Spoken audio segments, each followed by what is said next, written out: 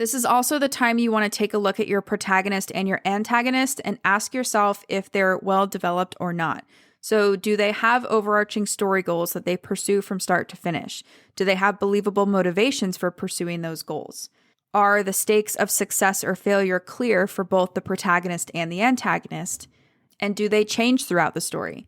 Ideally, your antagonist is going to be as well developed as your protagonist, so that's something you're going to want to keep in mind at this stage too. Your antagonist might not go through a complete arc of change, but they still should have a goal and a believable motivation and something at stake should they succeed or fail. Welcome to the Fiction Writing Made Easy podcast. My name is Savannah Gilbo, and I'm here to help you write a story that works. I want to prove to you that writing a novel doesn't have to be overwhelming. So each week, I'll bring you a brand new episode with simple, actionable, and step-by-step strategies that you can implement in your writing right away. So whether you're brand new to writing or more of a seasoned author looking to improve your craft, this podcast is for you. So pick up a pen and let's get started. In today's episode, we're going to talk about how to start editing your NaNowriMo draft. Specifically, I'm going to share with you the first 5 things to do with your draft now that NaNowriMo is over. And the good news is that everything we're going to cover today can be used to start editing any draft, whether you participated in NaNowriMo or not.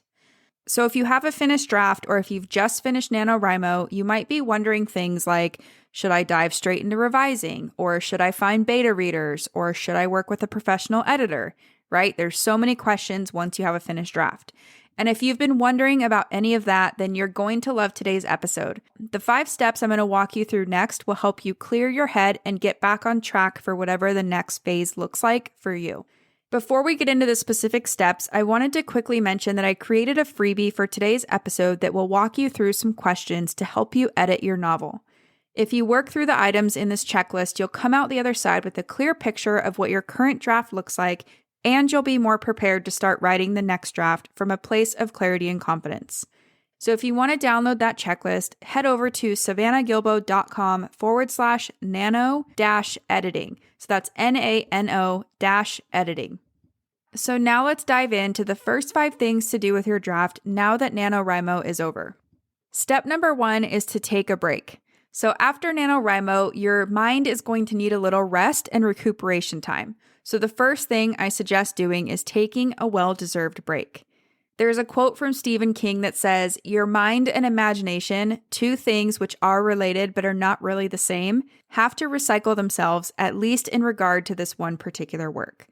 And if you're a fan of Stephen King or if you've read On Writing, you might know that he suggests taking a 6-week break from your work when you're done, but for a lot of writers, 6 weeks is going to feel like too long. So give yourself at least 3 to 4 weeks to decompress and refill your creative well. Do other things you enjoy like gardening or taking mini vacations or spending time with your family. You could even read some books in your genre and make notes of the parts you like best. Reading the works of a writer who quote-unquote got it right will not only teach you how to write better, but it will also inspire you to get back into your own draft and get started on revisions. So that's step number 1, take a break. Step number 2 is to go back and read your draft. So once you've taken a break and it's time to come back to your draft, you want to read the whole thing through without stopping to correct anything or make any changes. The purpose of this initial read-through is just to familiarize yourself with what you wrote and to see all of the story pieces that you have to work with. One thing I do recommend here is to keep a notebook near you while you read so that you can write down any initial thoughts and feelings. Just don't go back and edit your actual draft. So that's step number 2, just read your draft and take down any initial thoughts and feelings about your story.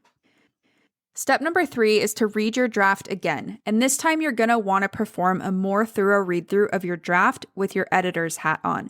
So you're going to want to focus on the big picture elements of your story and take notes on the things that you want to fix, add, delete, or change. I don't actually want you to make the changes in your draft yet, just take notes. So I want you to ask questions like, do I know my story's main genre? And if not, that's something you're going to want to identify before you start on your next draft. Go back and listen to episode number 2 of this podcast where I walk you through how to choose the best genre for your story. When you do know your story's genre, you're going to want to look at your draft and say, have I included the obligatory scenes and conventions of my genre or not? So if you're writing a romance, do you have a proof of love scene or do you have a scene where the lovers first meet? If you're writing a horror story, do you have a scene where the protagonist is at the mercy of the monster? Or if you're writing a performance novel, do you have a training sequence? What you're probably going to notice is that your draft is missing some of the key scenes and conventions of your genre, and that's okay because right now we're just trying to identify which ones you have and which ones you don't have in your story. And if you need help identifying what those key scenes and conventions are for your genre, go back and look through the old episodes of this podcast or search the blog on my website because I do have those listed out by genre and you can download the cheat sheet that goes along with your genre for easy reference. So remember, we're not going back and making any changes. Just take notes of any key scenes or conventions that are missing, and you can go back to this later. You also want to look at things like point of view. So did you choose the right point of view for your story, and is your point of view consistent? If you have multiple point of view characters, now's the time to consider whether you need all of those point of view characters or not. This is also the time you want to take a look at your protagonist and your antagonist and ask yourself if they're well developed or not. So do they have overarching story goals that they pursue from start to finish? Do they have believable motivations for pursuing those goals? Are the stakes of success or failure clear for both the protagonist and the antagonist? And do they change throughout the story? Ideally, your antagonist is going to be as well developed as your protagonist, so that's something you're going to want to keep in mind at this stage too. Your antagonist might not go through a complete arc of change, but they still should have a goal and a believable motivation and something at stake should they succeed or fail. And if you're having a hard time fleshing out your protagonist or your antagonist, go back and listen to episode number 7 of this podcast where I walk you through 5 questions to help you develop your characters.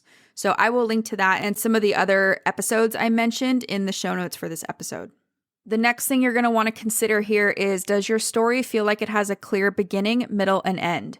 And not only that, but you want to make sure those sections are the appropriate length. So in general, the beginning is going to be about 25% of your whole story, the middle will be about 50%, and the end will be another 25%. So in the beginning, you really want to set up your protagonist, the world they live in, their goals, and what's at stake should he or she fail to achieve that goal. In the middle of your story, you want your protagonist to be facing obstacles and challenges that escalate in severity as the story progresses so that he or she can learn new lessons and skills and start to transform into the person who's capable of facing the antagonist at the very end of the story. And then in the end, you want to resolve the main conflict in a surprising yet inevitable way and tie up all the loose ends for readers. So this is a great time to think about the overall structure of your story, especially if you've done your homework and you've identified those key scenes and conventions for your genre. You want to make sure those are included in the right spot in your story as well. The next big picture question you want to think about is, what's your story's theme, or what point are you trying to make with your story?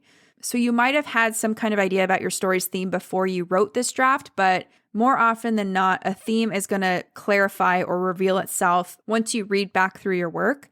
So as you read through your draft again, you want to be on the lookout for the theme of your story or the thing you're trying to say to readers. So keep an eye out for that on this read through. And if you need some help or guidance about the theme of your story, go check out episode number 5 of this podcast where I walk you through 3 ways to figure out your story's theme.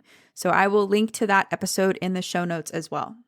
And remember that at this point, we're just jotting down the stuff that we want to fix on a list. So we're not going back in the draft and editing yet.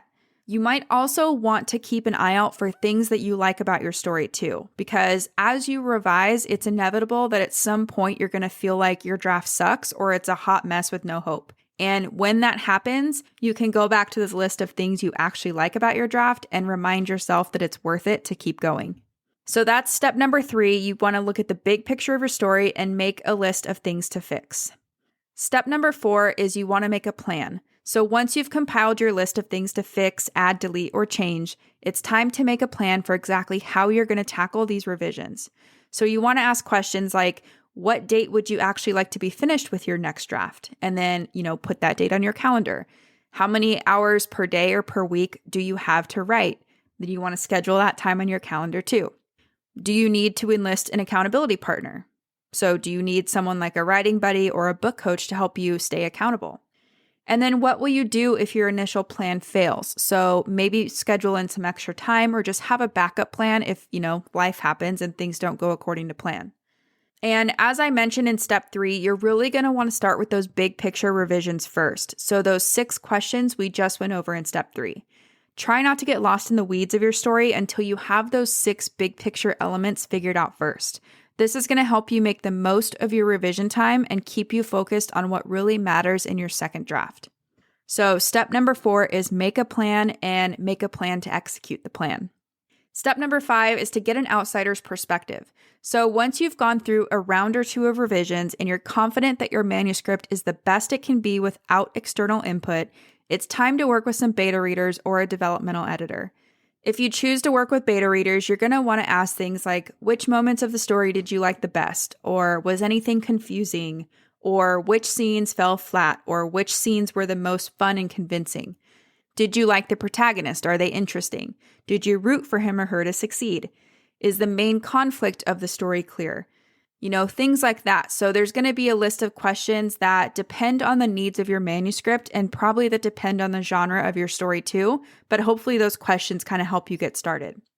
So once you get the beta reader's feedback, you're going to want to evaluate their feedback with an open mind and weigh everything carefully. So if more than one person says the same thing, it's probably worth deeper consideration, even if you initially disagree. So just think about it. The purpose of this round of feedback is to ferret out holes in your draft that only someone with an outsider's opinion is going to be able to see. So if you go into it with an open mind, you're probably going to be pretty pleasantly surprised with what you hear back. And something I get asked a lot from writers around this time in the process is, when should I work with a book coach or a developmental editor?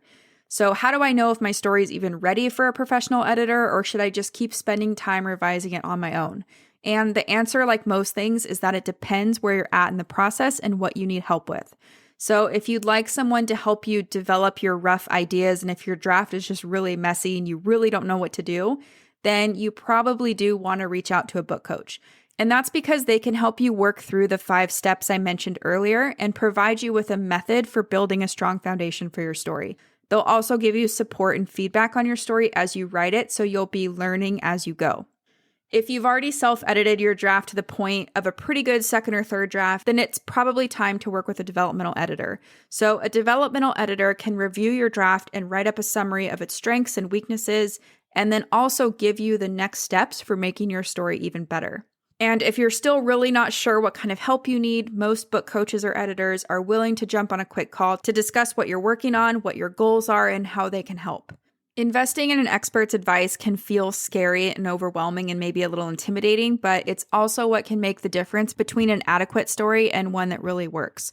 Plus, you're going to learn a lot through the process, so it's just something to keep in mind.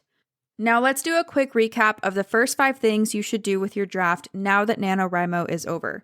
So step 1 was to take a break. Try to give yourself at least 3 to 4 weeks to decompress and refill your creative well. Do other hobbies or activities that you enjoy, or even read other books in your genre just to kind of cleanse your palate and get you re-inspired to dive back into your draft. Step number 2 is to read your draft as a reader. So after NaNowriMo, or after you finish a draft, just come back to your story and read through the whole thing without stopping to correct anything or make any changes. You can take notes on your initial thoughts and feelings, but don't go in and edit your actual draft yet. Step number 3 is to read your draft again, but this time as an editor. So you want to focus on the big picture elements of your story here, like genre, the obligatory scenes and conventions of your genre, the point of view you've chosen to write in, your protagonist and your antagonist and their goals and what's motivating them, the structure of your story, so what happens in the beginning, middle, and end, and are those sections the appropriate length or not, and then finally your story's theme. I also suggest keeping a list of things you like about your story so that you can turn back to it when things feel hard, or if you're just convinced your story is awful and it's hard to keep going. Step number 4 is to make a plan. So figure out when you'd like to be finished with your revisions, make sure that's a realistic goal, and then schedule it all in your calendar. So put the date you want to be finished on your calendar, schedule the hours per day or week that you want to write, and enlist help from a writing partner or a book coach if you need it. As part of your plan, I want you to start with those big picture revisions first, so those 6 things we just went over, because this is going to help you make the most of your revision time and just be the most efficient with this next step in the process. Step number 5 is to get an outsider's perspective. So once you've gone through your draft a few times, it's probably time to reach out to beta readers or a developmental editor or even a book coach. And as I mentioned earlier, investing in someone else's advice can be scary, but it's also what can make the difference between an adequate story and one that's truly awesome and that truly works. So that's it for today's episode. And for those of you who participated in NaNowriMo, congratulations, whether you wrote 50,000 words or not. It's a very big undertaking, and I hope you acknowledge all the hard work you've done, no matter what you came out of the month with. Keep in mind that revising a messy first draft takes time, commitment, and hard work for sure.